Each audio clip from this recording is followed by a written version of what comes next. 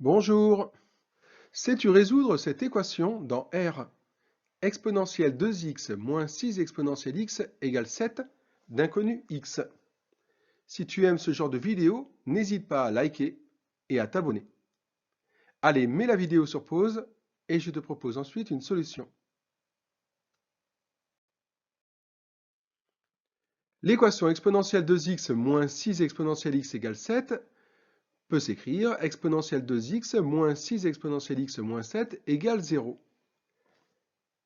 L'astuce est que si tu poses grand X égale exponentielle x, tu peux alors remarquer que grand X au carré, qui s'écrit alors exponentielle x le tout au carré, puisque grand X est égal à exponentielle x, ce qui devient, d'après la formule sur la fonction exponentielle, que je te rappelle ici en noir, exponentielle 2 fois x, c'est-à-dire exponentielle 2x.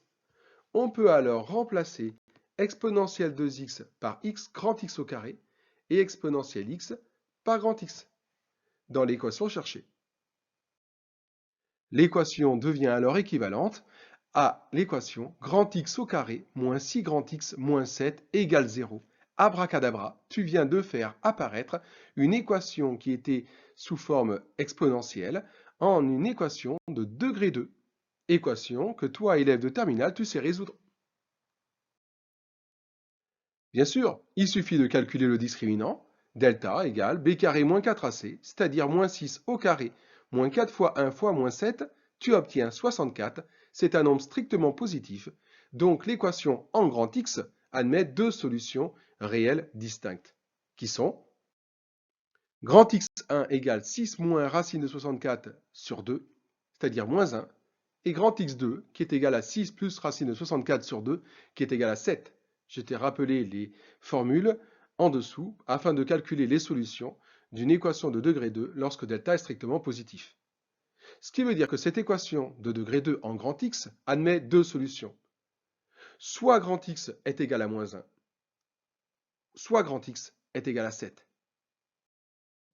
L'équation devient donc équivalente à celle-là. Grand X égale moins 1 ou grand X égale 7.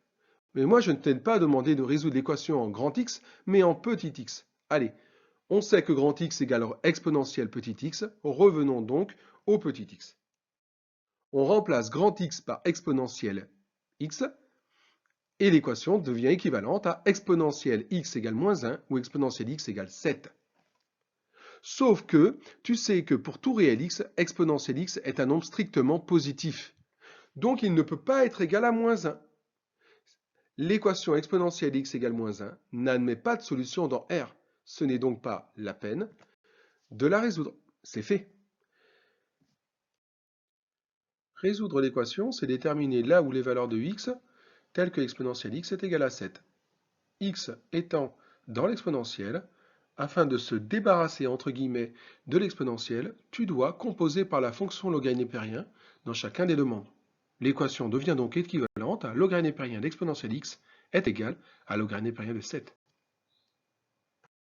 Or, pour tout réel x, log népérien d'exponentielle x est égal à x.